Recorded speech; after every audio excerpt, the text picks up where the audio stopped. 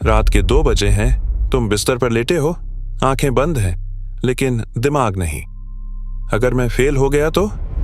अगर उसने मेरे बारे में गलत सोचा होगा तो? अगर भविष्य खराब हो गया तो?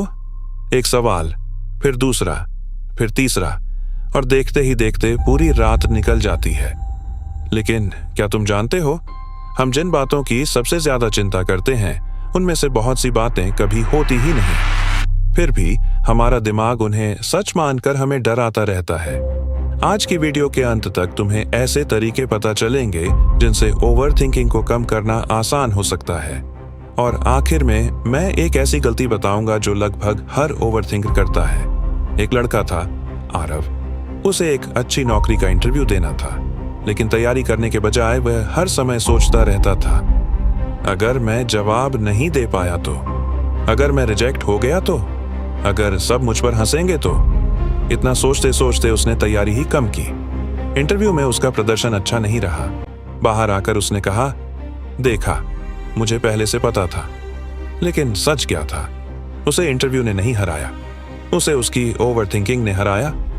अब एक और बात सोचो, तुमने किसी दोस्त को मैसेज किया, 1 घंटा हो गया, रिप्लाई नहीं आया। अब दिमाग शुरू, शायद वो मुझसे नाराज है, शायद मैंने कुछ गलत बोल दिया, अब वो मुझसे बात नहीं करना चाहता।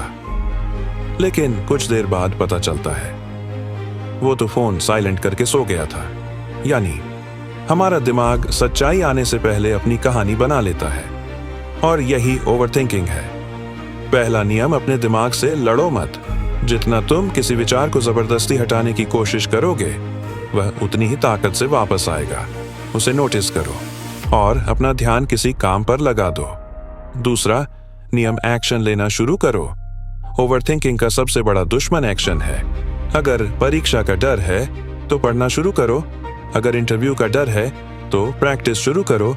याद रखो, एक्शन डर को छोटा कर देता है। तीसरा नियम, जो तुम्हारे कंट्रोल में है उसी पर ध्यान दो। लोग क्या सोचेंगे, कल क्या होगा, ये तुम्हारे हाथ में नहीं है, लेकिन आज तुम क्या करोगे, ये पूरी तरह तुम्हारे हाथ में है। 2 छात्र परीक्षा देने वाले थे। पहला छात्र हर दिन सिर्फ यही सोचता रहा, अगर मैं फेल हो गया तो। दूसरा भी डरा हुआ था, लेकिन उसने सोचना कम किया और पढ़ाई शुरू कर दी। परीक्षा के बाद दूसरा छात्र पास हो गया, पहला नहीं। क्यों? क्योंकि वह पढ़ाई से नहीं, ओवरथिंकिंग से हार गया। 2 आसान तरीके। पहला, 5 सेकंड रूल। जब भी दिमाग ज्यादा सोचने लगे, अपने मन में गिनो 5, 4, 3, 2, 1 और तुरंत कोई छोटा एक्शन लो। बस शुरुआत करो। दूसरा, खुद से 2 सवाल पूछो। सबसे बुरा क्या हो सकता है? अगर ऐसा हो भी गया तो मैं उससे कैसे निपटूंगा? अक्सर तुम्हें महसूस होगा कि डर हकीकत से कहीं बड़ा था। याद रखो, ओवरथिंकिंग का इलाज सिर्फ पॉजिटिव थिंकिंग नहीं है, बल्कि सही समय पर सही एक्शन लेना है। जब तुम छोटे छोटे कदम उठाते हो तो दिमाग धीरे धीरे शांत होने लगता है। अगर आज की वीडियो से तुम्हें थोड़ा भी फायदा हुआ हो तो कमेंट में सिर्फ एक शब्द लिखो, एक्शन। मैं जानना चाहता हूं कि आज के बाद कितने लोग ओवरथिंकिंग को अपने ऊपर हावी नहीं होने देंगे।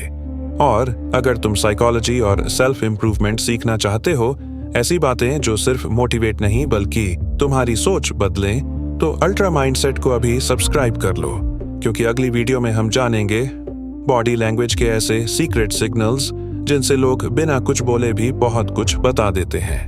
मिलते हैं अगली वीडियो में।